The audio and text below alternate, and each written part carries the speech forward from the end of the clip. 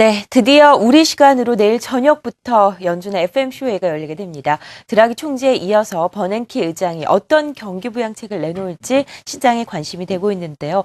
워낙에 이 두 인물 간의 영향력이 커지면서 두 사람 간의 밀월 시대가 열리는 것이 아닌가 하는 보도도 있었습니다. 오늘 이 부분에 대해서 자세하게 살펴보도록 하죠. 한국경제신문 한상춘 논설위원입니다. 안녕하세요. 네, 안녕하십니까. 네, 내일 저녁부터죠. 우리 시간으로 연준 회의가 열리게 되는데 사안별로 어떻게 발표될 것으로 예상하시나요?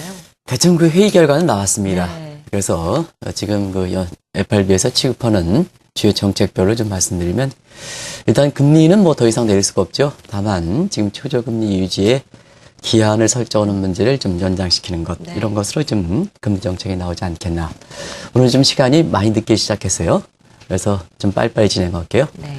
그리고 사실 경기 문제에 대해서는 머더링 스루 문제가 아마 검토될 것이다 이렇게 보시됐습니다.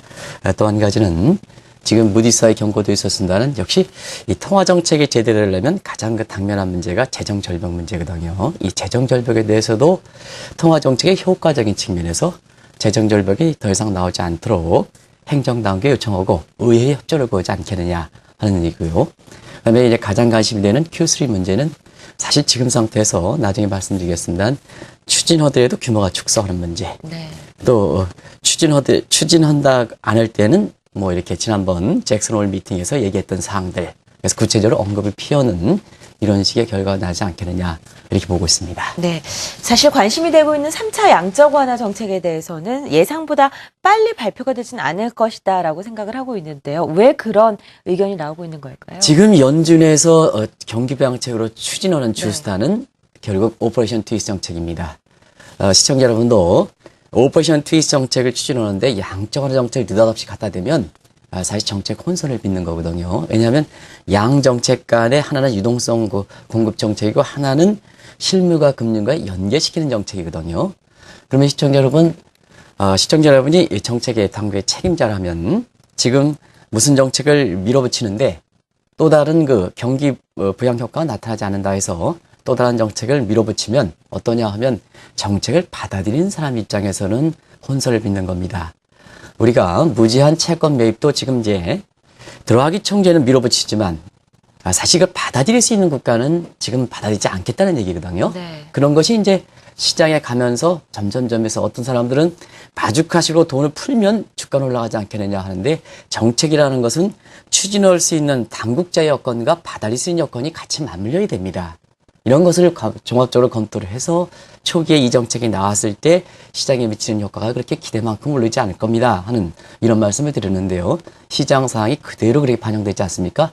마찬가지 각도다 이렇게 보시면 됐습니다.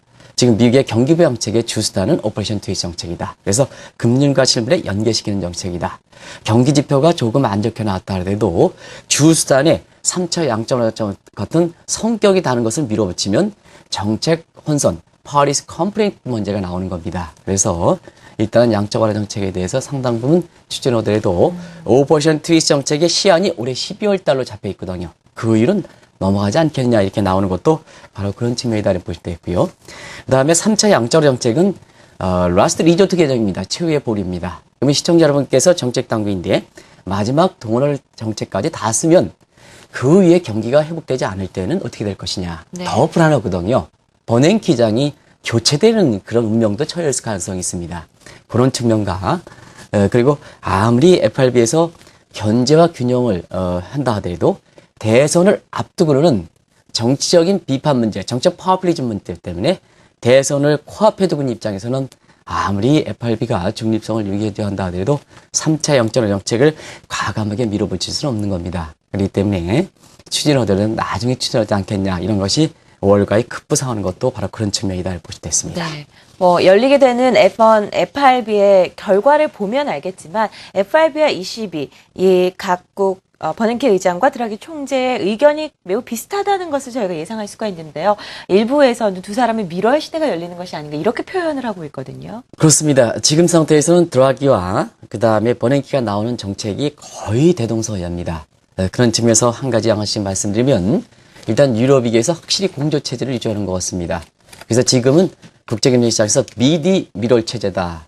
BD라는 것은 버냉키의 이니셜 B와 드라기의 D자 이니셜이다. 그래서 국제금리장에서는 미디 미럴 시대다 이렇게 표현할 만큼 사실 확실하게 입장은 견지하는 것 같습니다. 두 번째는 금리는 장기금리 인하하고 있죠. 이 부분이 BD 미럴 시대의 가장 첫 번째 나온 조치입니다. 미국은 이미 금리를 제로금리 상태에 유지한 상태에서 버냉키 장이 작년에 취임하자마자 금리를 대폭적으로 늘었죠. 전 틀에서는 깜짝 놀랐습니다. 근데 금리를 낮춰서 유럽도 실질적으로 제로금리, 물론 지금 금리가 0.75%였지만 인플레 산정 방식이라든가 이런 거 볼 때는 유럽의 0.75%는 사실상 미국의 제로금리다 이렇게 보시면 됐습니다. 그래서 양 국가가 금리를 내릴 수 있는 것을 전부 내렸다 이렇게 보시면 되겠고요. 또 한 가지는 인플레 없는 양적 완화 정책, 동일하게 추진하죠. 버냉키 장은 아직 추진하지 않겠습니다는 올해 연초서부터 인플레 없는 양적 완화 정책. 그리고 드라기 입장에서도 사실 불태화와 연계된, 그래서 국채 매입에 풀린 돈은 전부 환수하겠다 하는 것이 동일한 각도입니다. 그래서 정책이 동일하다 이렇게 보시면 되겠고요. 무제한 채권 매입도 오늘 앞서 조 기자께서 얘기했다시피 무제한 채권 매입은 돈을 무한정 풀겠다는 얘기는 아닙니다. 그래서 돈을 걷어들이겠다는 얘기고, 무제한이라는 건 기간이라든가 규모를 제한을 폐지하겠다 하는 얘기입니다. 요건 버냉키 장이 주장했던 시각이거든요. 그래서 거의 모든 측면에서 버냉키 장과 드라기 총재 간의 입장이 거의 동일하다. 그래서 미디 미럴 체제가 전개되고 있다고 보시면 되겠습니다. 네. 이 두 사람이 경제를 바라보는 시각이 어떤지도 궁금합니다. 미럴 시대가 열리려면 학문적 배경이 비슷해야 된다라는 이야기가 나오지 않습니까? 이 사람은 경제학과에서 두 사람이 동일한 사람으로 이렇게 네. 분석합니다.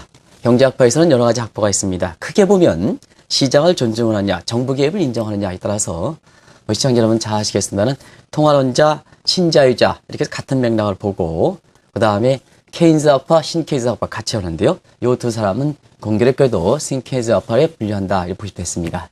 결과적으로 시스템과 시장이 작동될 때는 존중을 하되, 지금처럼 시스템과 시장이 작동되지 않을 때는 정부의 적극적인 개입을 주장해서 정부라든가 중앙은행이 경기를 회복시키는 정책에 드라기라든가 버냉키 장이 같이 한다 이렇게 보시면 됐습니다.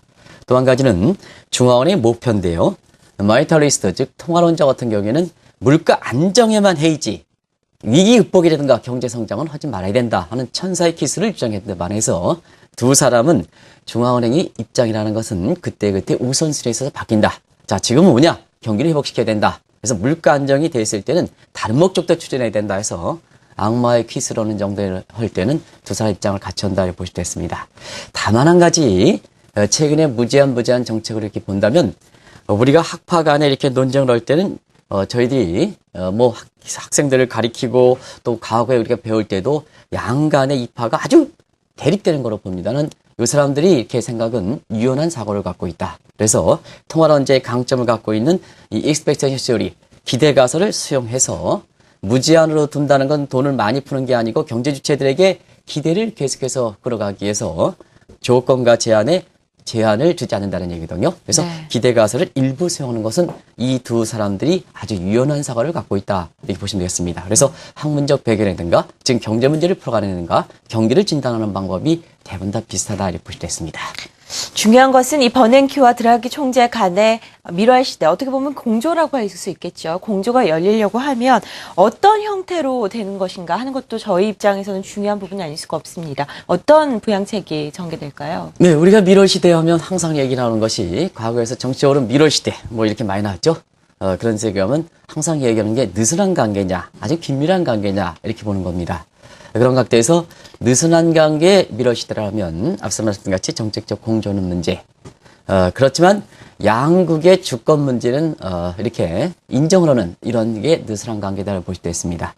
긴밀한 관계는 사실 직접적으로 그 국가의 내정 간섭 문제까지 간다 이렇게 보시면 되겠는데요.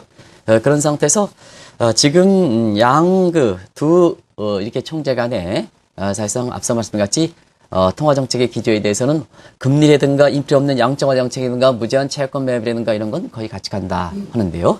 본질적으로 통화 정책의 간섭 문제는 가지 않고 있습니다. 이런 간섭 문제라는 건 뭐냐면 유럽의 국채를 미국의 발권용을 동원해서 미국이 사주는 경우 요건데요.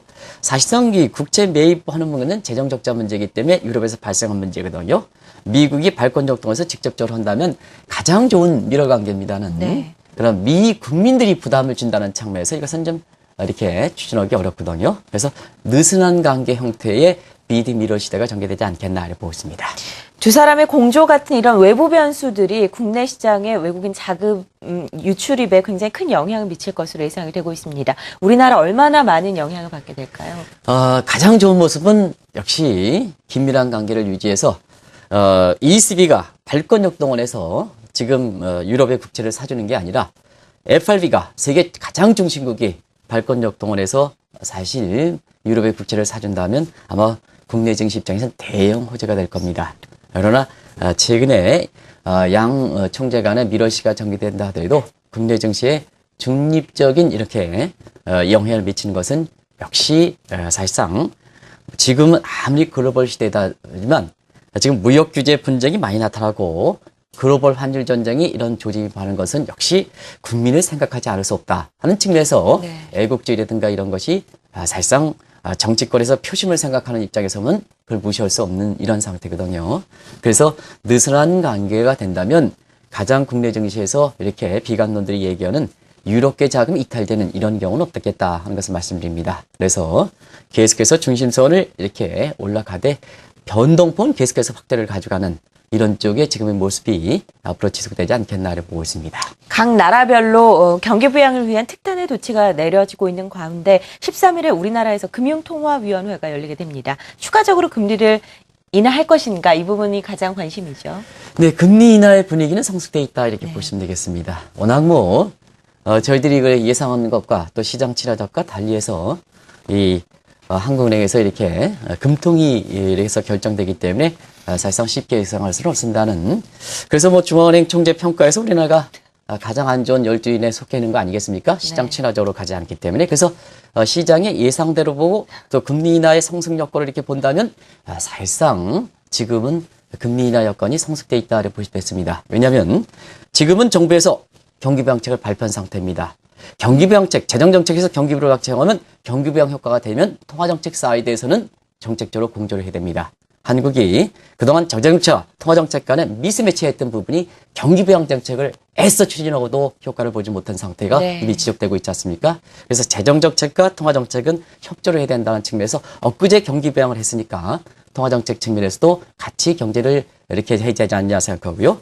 두 번째는 글로벌 공조체입니다. 지금 중심 상국이 전부 경기를 부양에 동시다발적으로 가다 보니까 대외 환경에 의존하는 우리 입장에서도 같이 보조를 맞춰야 되지 않느냐. 네. 그리고 물가는 1% 안정돼 있다. 그리고 하는 총재 입장에서는 보다 좀 이번을 계기로 해서 시장 친화적으로 가야 되지 않느냐 하는 각도에서 보면 개인적으로는 사실상 역량이 부족해서 금통위원회에 속하지 못하겠습니다는 만약에 제가 금통위원이라면 금리 인하에 손을 든다 하는 네. 것을 말씀드립니다.